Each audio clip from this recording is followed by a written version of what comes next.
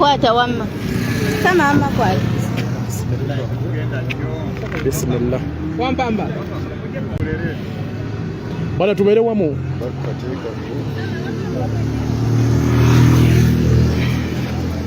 Okay. Abutere omulungi ali kusama Uganda media. Bwetu sharing video buli atuuka okubuulire embeera eriwo. Buli atuuka sharing ate mbabuulire embeera eriwo.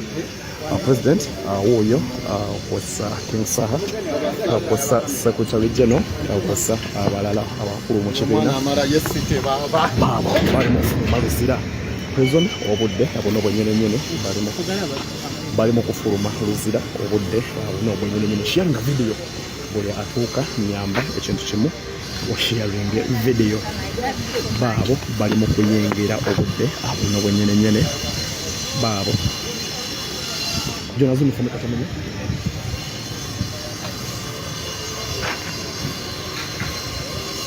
Sharing a video. President wuuyo ali mu kuva Luzira aliwerekeddwa ko King Saha Secretary General ku Sanero.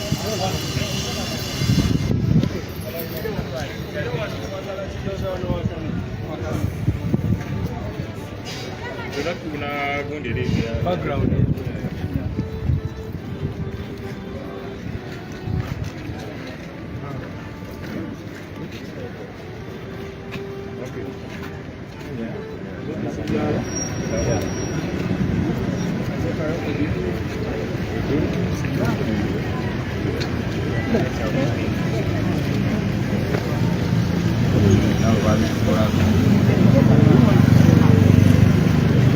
Bali kudemba sebelah mu kukatonnya. Dalam mu kukatonnya pun.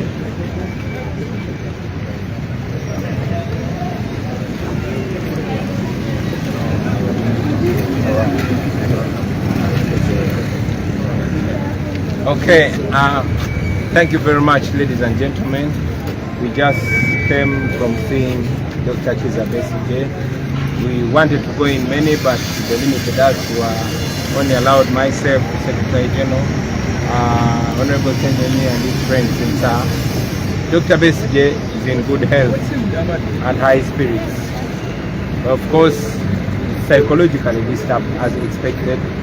The manner in which he was abducted and treated, he was picked by Ugandans, not in uniform but armed, from Kenya, bundled into a car, driven across the border illegally, briefly to Malaba and then straight to Makindye. So officially Dr. H.E Besigye is not in Uganda. He's in Uganda illegally because he was there in Kenya. He has told us that he wasn't tortured, although the psychological torture that comes with being bundled and squeezed in a car all the way from Nairobi to Malaba is still on him. And the nature of the bogus charges that were put on him, similar to what was done to him in Arua.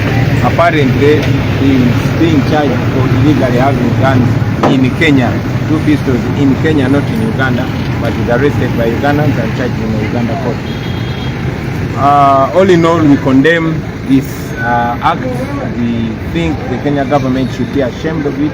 We are glad that they have so far, the Kenyan government has so far distanced itself from this act, but the fact that it was done on Kenyan soil, on Kenyan territory, we expect the Kenyan government to do more than talking. We condemn the impunity of the Ugandan regime, and we call upon all well-wishing Ugandans to stand against this, to condemn it, and to work so hard to see that we return our country to a path of the rule of law. Mwebale nnyo basebo ne bannyabo, tuva munda kulaba ku Dr. H.E Besigye, tukulabyeko mulamu bulungi era ali strong.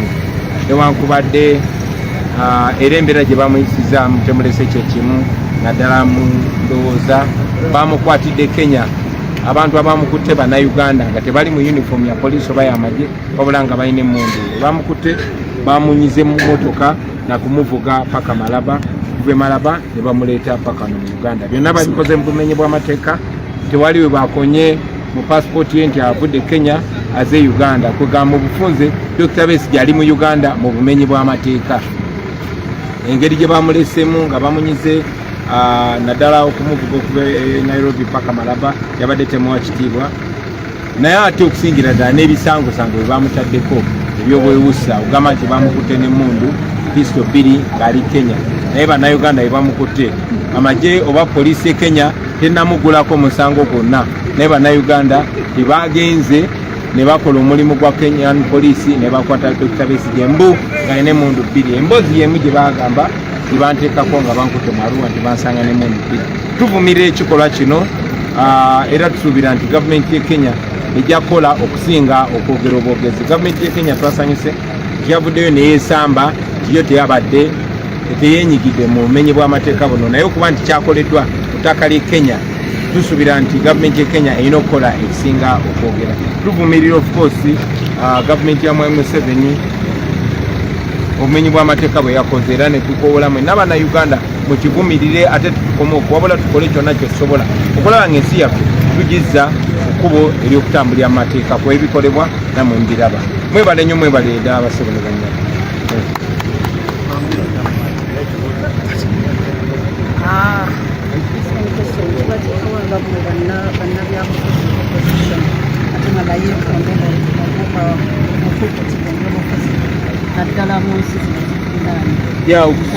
okusingira ddala kikolwa kikyamu nnyo kya bumenyi bw'amateeka obuli ku levo eyawaggulu kyongedde okulaga nti tetuli safe gye buvuddeko ng'abantu abanyigirizibwa mu Uganda wano nga baddukira e Kenya kuba Kenya yali ekyatambulira ku kkubo ery'okugondera amateeka naye kakati mwasooka ne mulaba abawagizi ba FDC 36 abawambibwa okuva e Kenya ne baleetebwa wano bumenyi bw'amateeka ne bugulwako emisangosango naye ate okukikola omuntu ali ku levo ya Dr. Besigye kyongera otulaga tetuli safe fena tuli mu buzibu era tulina okulwana ennyo okulaba ng'ensi yaffe eterera kuba leero kiri ku Dr. Besigye ekyakisobola okutuuka ku muntu yenna n'amasannyalaze tulanganira abantu bangi olubadde mu Luganda the fact that this is not the first time. We remember 36 members of the FDC were abducted from Kenya and illegally brought back to Uganda and charged. Now this has not happened to an ordinary person. It has happened to a very respectable opposition leader, Dr. Besigye. It goes further to show us that Kenya is no longer a safe haven. We used to look at Kenya as a safe haven for dissidents in Uganda, especially that it had a certain degree of respecting the law. But now, if this is happening to even senior leaders, then nobody is safe. It should remind us to fight so hard to see that we bring back our country to the rule of law. The president of your country seems to posture as a regional head boy and basically turning other presidents of other countries within the region as pawns on his chessboard. Does this then validate that sobriquet of him being the regional head boy? Yeah, this should speak to all of us. And I'm glad Kenyans have always stood with us. It's not the Kenyan people that did it. It is the negligence or complacence of the Kenyan government. And according to Dr. Besigye, even if Uganda is victim, but there were Kenyans also involved in that gross action. So this should speak to us, not as Ugandans, and not only as Kenyans, but as East Africans. We have to put an end to this. I warned the Kenyans a few months ago and told them that they are not far from this impunity. If they allow that nonsense to happen, it will continue, and sooner than later, we all want to be free. So let's unite and fight impunity and fight dictatorship. Dictatorship can always spill across borders like it is threatening to spill into Kenya. We must fight and defeat it together.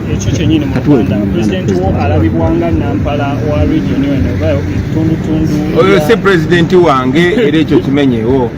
Mwami Museveni nakyemalira we Uganda yefudde nakwano agezaako okwefula nti akulembera ensi zino zonna. Ekyo no kituleetedde ebizibu emirundi mingi ne Rwanda yali egaddeko ne booda yaffe olw'empisa za Museveni.